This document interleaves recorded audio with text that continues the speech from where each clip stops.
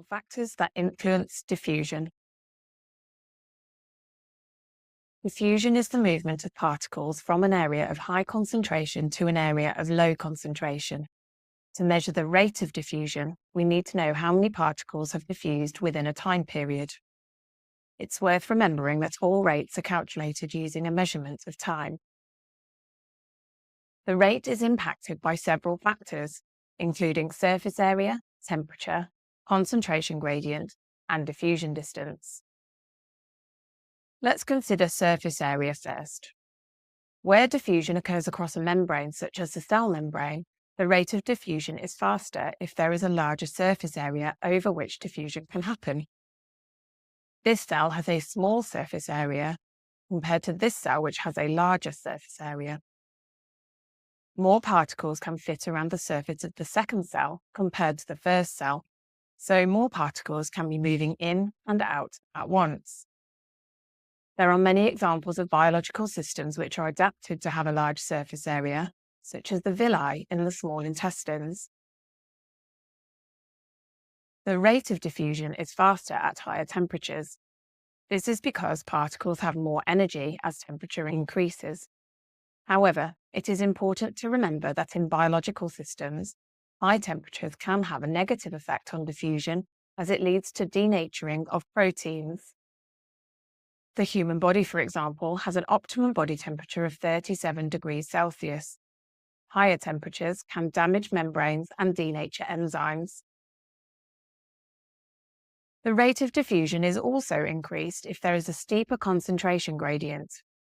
A concentration gradient is formed when there is a bigger concentration in one region compared to the other.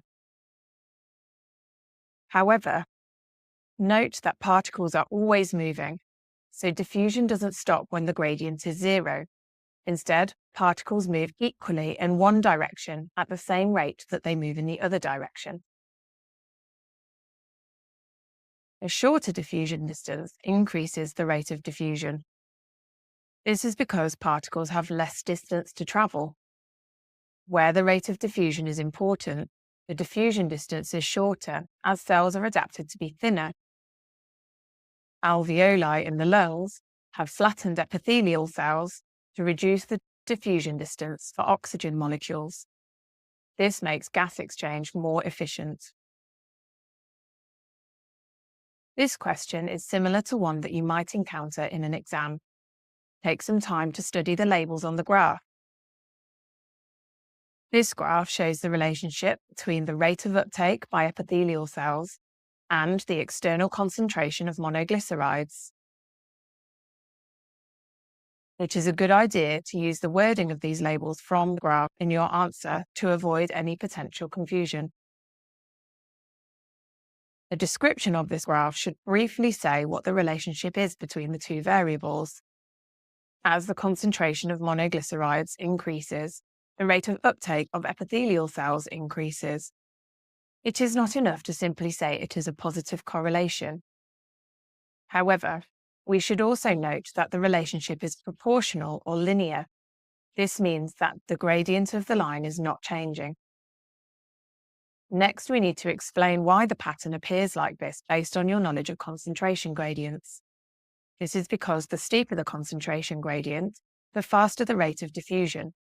In summary, the rate of diffusion is a measure of how quickly particles move from one place to another. The rate of diffusion is increased by a short diffusion distance, a steep concentration gradient, higher temperature, or a large surface area. Exchange surfaces in the body are adapted to maximize the rate of diffusion.